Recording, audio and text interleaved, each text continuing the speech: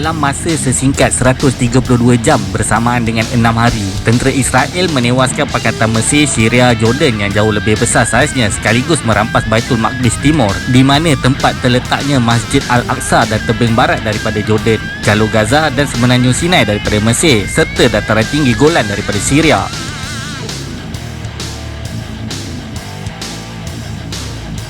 Perang dikatakan berpunca daripada tindakan Gamal Abdel Nasser, Presiden Mesir yang menghalau pasukan penjaga keamanan UN keluar daripada Semenanjung Sinai dan menutup jalan laut Israel pada Mei 1967.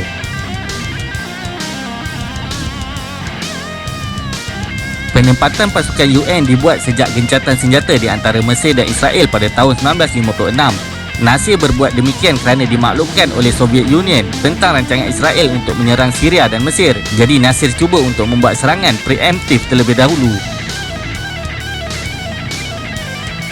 Ancaman Nasir telah mencetuskan suasana panik di seluruh Israel. Serangan yang bakal dilancarkan oleh Mesir, Syria dan Jordan dari 3 arah mampu menghancurkan Israel di dalam sekelip mata. Retorik Nasir untuk melenyapkan Israel daripada peta dunia telah memperingatkan orang Yahudi tentang malapetaka Holocaust yang berlaku 25 tahun sebelum itu dan membangkitkan semangat perang mereka.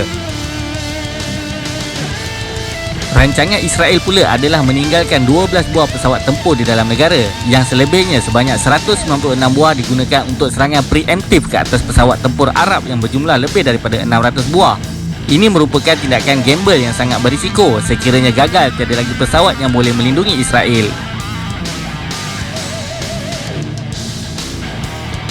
Maka pada pukul 8.45 pagi 5 Jun 1967, Israel telah menyerang tapak tentera udara Mesir dan menghancurkan kesemua 500 buah pesawat Mesir di dalam masa 3 jam.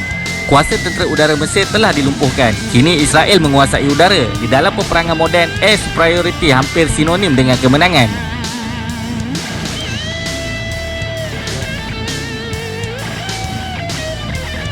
Namun Nasir mengarahkan tentera dan media untuk menutup cerita sebenar. Radio melaporkan berita palsu tentang kejayaan Mesir menembak jatuh pesawat Israel untuk menyedapkan hati rakyat. Yang lebih parah, Nasir turut menyalurkan maklumat palsu kepada Jordan dan Syria. Jordan dan Syria memasuki gelanggang dengan harapan palsu. Maka Israel membelasah sekali tentera Jordan dan Syria yang bergantung kepada kuasa udara Mesir. Dan pada 7 Jun, tentera Israel menawan Baitul Maqdis Timur yang dikuasai Jordan ketika itu.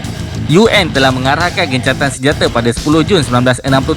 Pada masa itu, Israel telah pun memperluaskan wilayahnya 3 kali ganda berbanding wilayah yang asal. Orang Yahudi percaya bahawa Tuhan mencipta alam di dalam masa 6 hari. Jadi perang 6 hari telah membuatkan mereka bertambah yakin bahawa merekalah bangsa pilihan. Manakala orang Yahudi di US pula melihat perang tersebut sebagai mukjizat, maka mereka pun mula bersimpati dengan Israel dan memberikan sokongan kepada Israel. Walhal perkara yang berlaku itu adalah kerana kesilapan Mesir. Perang tersebut telah mengorbankan lebih daripada 20,000 askar Arab, sementara korban Israel kurang daripada 1,000. Kekalahan tersebut memberi penghinaan besar kepada pemimpin Mesir, Jordan dan Syria. Di Syria, kerajaan Salah Jadid hilang populariti dan digulingkan oleh Hafiz al-Assad. Kemasukan pelarian Palestin daripada tebing barat ke Jordan telah mencetuskan persengketaan di antara Raja Hussein dan Yasir Arafat pada tahun 1970. Nasir mengalami kemurungan dan meninggal dunia 3 tahun kemudian, manakala Iraq juga menerima tempias yang sama. UN akhirnya mengeluarkan Resolusi 242 pada November 1967 yang mengarahkan Israel untuk berundur semula ke sempadan sebelum perang, namun ianya tidak dilayan. 6 tahun kemudian, Pakatan Arab bangkit semula dengan mencetuskan Perang Yom Kippur pada bulan Ramadan 1973. Di dalam perang tersebut, Mesir hampir menawan semula Sinai, namun tidak berjaya kerana campur tangan US dan Soviet yang membawa kepada gencatan senjata.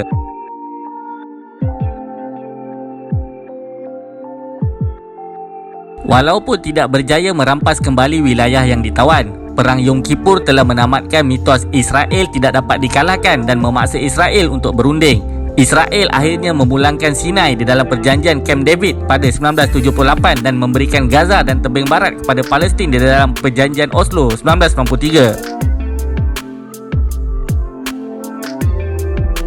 Namun Israel tidak ikhlas di dalam melaksanakan pelan damai, malah terus membina penempatan dan tembok pemisah di tebing barat. Israel masih tidak melepaskan Baitul Maqdis Timur dan Golan. Baitul Maqdis atas kepentingan agama, Golan pula atas kepentingan strategi. Sementara mengutuk kejahatan Israel, Perang 6 Hari juga telah mendedahkan kelemahan kepimpinan Arab, iaitu underestimate musuh yang hidup di dalam ilusi. Nasir mencabar Israel untuk berperang namun tidak bersedia. Malah keegoan menyebabkan Nasir berbohong terhadap rakan kesepakatan. Kali terakhir Baitul Maqdis jatuh adalah pada tahun 1099. Umat Islam mengambil masa 88 tahun untuk membebaskannya. Ketika itu mereka memiliki Nuruddin dan Salahuddin yang rapi berstrategi dan licik berdiplomasi.